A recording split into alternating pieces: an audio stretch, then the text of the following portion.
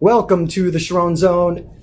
It's Tim here. I am in Nashville, Tennessee, and I'm going to do a quick podcast mini on, it's actually a question from a listener.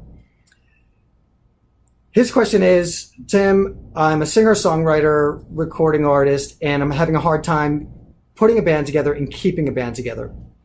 Now, this can be very challenging. So it can be very challenging, especially when you're trying to get your feet wet, when you're trying to climb up from the beginning of the ladder.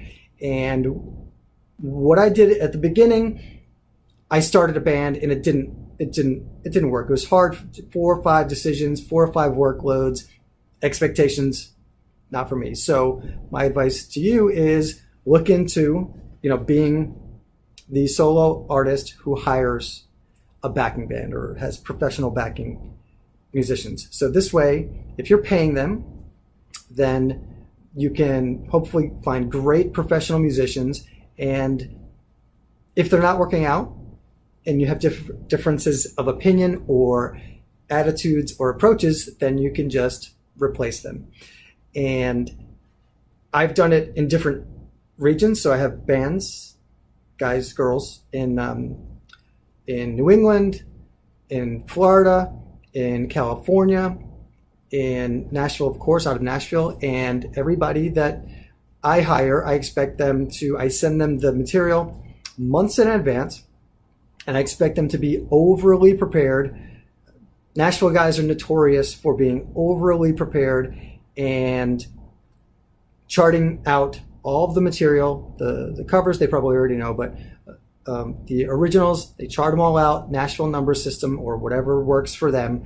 But I insist on everybody that I work with charting stuff out, unless you're one of my guys that I've been using for years, like Bob Adams.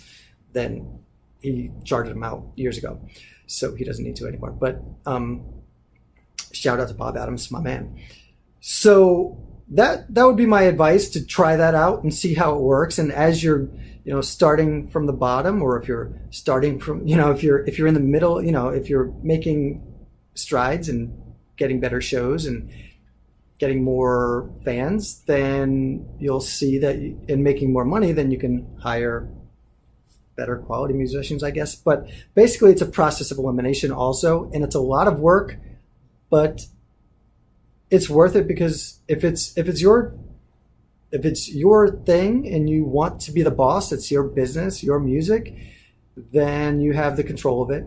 And like I've done, as I've gone along, I've gone through tons of different musicians, and I just kind of keep and hold on to the ones that I click with, that have the same kind of work ethic and approach and professionalism that I try to have and that I want. And a lot of times I'll hire people and they play for all different artists. I mean, all different artists.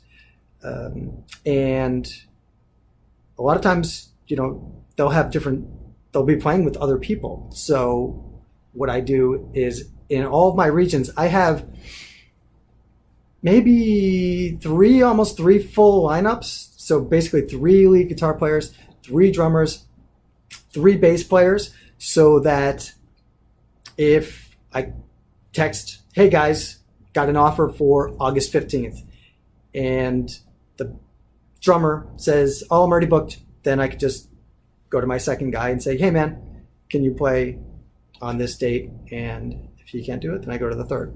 So I cover my bases that way. It's a lot of work, but it has worked for me, and it's been great, actually. So there you go. Thank you very much for listening and watching and subscribing. We have doubled our downloads of the Charron Zone in just 2.5 weeks. So I'm super excited, super stoked for that. And I love this. Thank you so much for the question. If you guys have any more questions, please send them to me so that I can, give you my take on it. And just want to thank you guys for subscribing and listening and checking it out on YouTube. I really, really appreciate it. Make sure you spread the word. And like I said, if you have any questions, please send them to me and I will address them here on the Charron Zone. Yeah.